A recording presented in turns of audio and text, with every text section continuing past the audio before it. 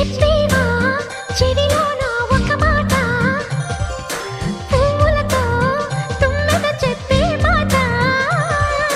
నీ చిరునవ్వు సాక్షిగా తాజ్ మహల్ నాదట, నీ పెదవంచు సాక్షిగా షాజహాను నేనట. నీ తీయని ప్రేమకి నా పెదవే నజరానా, నీ పైటకి నేనిక బానిసనే నెరజాడా.